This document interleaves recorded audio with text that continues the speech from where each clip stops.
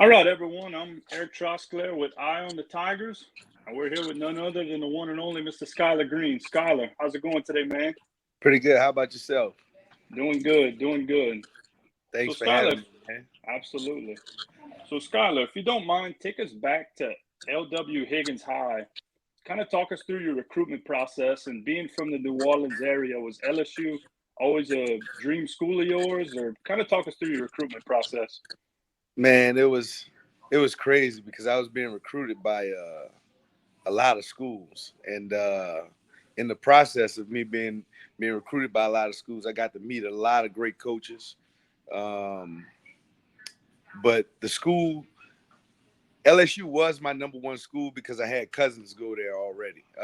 Jarvis and Howard and Jason Green. They were playing under Coach uh, Donardo, and once Coach Donardo left, they played for 1 year for Coach Saban, and then I got the next 3 years with Coach Saban. Once they all graduated, and it was kind of like my first choice. But when I started seeing all of those schools started being recruited, I took a visit to West Virginia. I took a visit to Nebraska. I took a visit to Alabama. I was getting ready to do two more visits, and those two were to Miami and USC, but I never went. And I kind of think if I'd have went to USC, I probably would have been going to California. Yeah, But it was a fun process. Coach Saban came down to the house, met my family, and once he talked to us and told me the things that I could possibly come to LSU and be a part of, it kind of steered me that way 100%. got you. That's pretty cool, man. So talk to us about that 2003 national championship season. I mean, that was a coaching staff and a roster that was just full of stars. So kind of just talk to us about that season. The thing that I can remember about that season most vividly is our coaches, but the main coach would be the two coaches that I I enjoy watching every morning once I wake up and we're in those meeting rooms was Coach Will Muschamp and Coach Derek Dooley. Um, they were full of energy. They woke the room up. If you wasn't ready to practice, they got you ready to practice. uh, and we had uh, Coach Jimbo Fisher, the offensive coordinator. I tell people that if you watch that 2003 year, um, if I'm not mistaken, I think we were the first school, first football team to do the Wildcat, and I was the first person to start the Wildcat. And I was like, man, I tell people, man, I think I was the first person to invent the Wildcat. But we had outstanding football players. We had guys like Marcus Spears, Michael Clayton, Devery Henderson, Chad Lavallee, Kyle Williams, Claude Roten, um, Jack Hunt, Travis Daniels, Corey Webster, all those guys, phenomenal athletes. Lionel Turner, um, and R.I.P. my boy, Big Marquise Hill. We had a dominant football team, and that was our golden days. We enjoyed those times at LSU, man. Hmm. Awesome. So let's talk about your time after college. What was that adjustment like going from LSU to the NFL? What was that like for you? It was tough, being that you're coming from a program that's such high caliber program, and when you get to the NFL, everybody's kind of on the same page. Just the same way once you go from high school to college, you kind of try to reestablish yourself once you get there. And when I got to the NFL, the transition wasn't easy at all. Um, just trying to be a part of the team and try to get a spot on the roster was really the main thing. And that's what goes through your mind when you get out there, because you wanna go out there and perform to the best of your ability, but at the same time you wanna do it with with a mindset of making a roster, but it was tough. I enjoyed the experience. I didn't stay in Dallas long. I played with the Cowboys just my rookie year. And then I went to the Cincinnati Bengals, from the Bengals to the Saints. Just just that process alone, going from one team to another and just trying to readjust living and everything else, it's pretty it's pretty tough. But you manage to figure out you make a plan, and you just roll with the plan, and you just wish yourself the best once you get in there. Just continue to work hard, because it is a process, and it is tough. But at the end of the day, you go in there and do what you got to do. The transition can be very easy. Mhm. Got you. Got you. So, talking about adjustments, talk to us about going from the NFL to the Canadian League, and from the Canadian League to the Arena League, because really that's three different field sizes, three different playing systems. And in the Arena League, especially, I mean, those fans are right there with you. So, talk to us about that adjustment, if you wouldn't mind, as well. The best part about CFL and AFL was the motions. Yeah. You're already at full speed, and this guy got to cover you, man. It's tough on the DBs. But it was. I think it was an offensive game, CFL and AFL. I think it's just an offensive mindset game. You just have to be a great defender to kind of stop the guys that's doing all the moving. Hmm. But yeah, those fields, man. Playing on the CFL field, and it's wider, 10 yards longer. When I first got there, and it was freezing cold, I was actually on the sideline for my first game in Canada, and I don't remember offhand who we were playing, but it was snowing, the ground hard as ice, and I'm just standing on the sideline with 4 jackets on, 3 sweatpants, 2 pair of socks. Oh man, I was like, and I got to play in this, but it was a great experience, and I got a chance to do a 96-yard kickoff return in Canada, and for a touchdown. And that was exciting. I didn't think I was gonna catch my breath ever again because I was doing so much running. Um, and then the AFL, my very first game. Um, Once again, I don't remember who we played, but the game, I remember that night the game was being on NFL Network, and Danny Wimprine was our quarterback. And I told Danny, I said, Danny, I say, man, I'm ready to play tonight. I said, I don't know what's gonna happen, but I'm ready to play tonight. I ended up scoring 5 touchdowns that game. I returned 2 off of the net, and I caught 3. And it was so fun, man, with those fans being so right there, just right on top of you, congratulating you when you catch a touchdown, high fiving the fans. It was a great experience. It's like no other experience playing in arena football. Hmm. Got you. That's pretty awesome.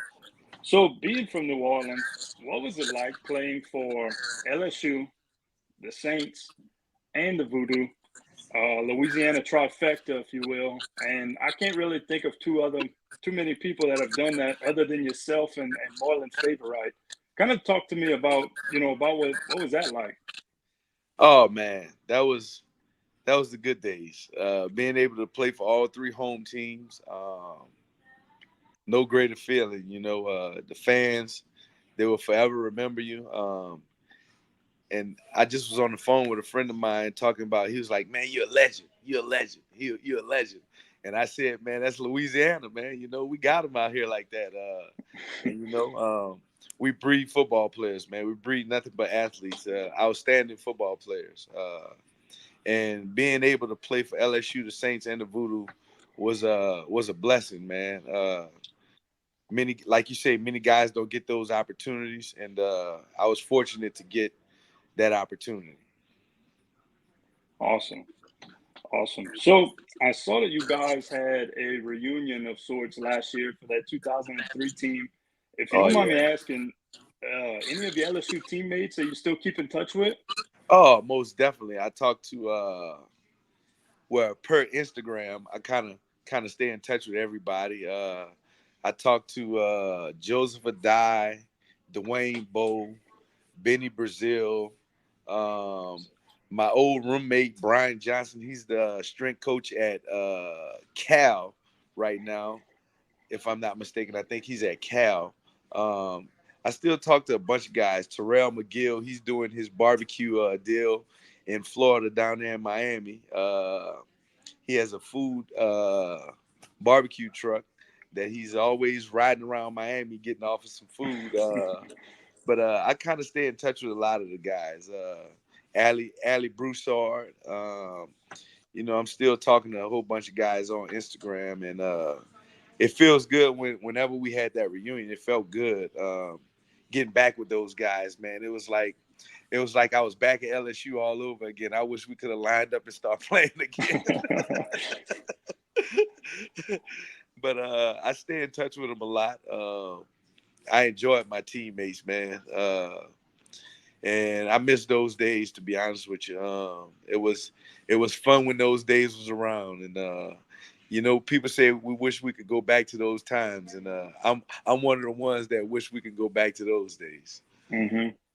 Yeah, I got you. That's pretty cool, man. That you guys have gone all, like you said, all over America, but y'all still could keep in touch. That's most awesome. definitely, most definitely.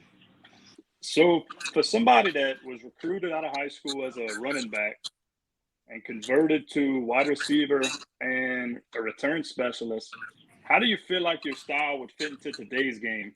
Because I mean, personally, I feel like you would have shined.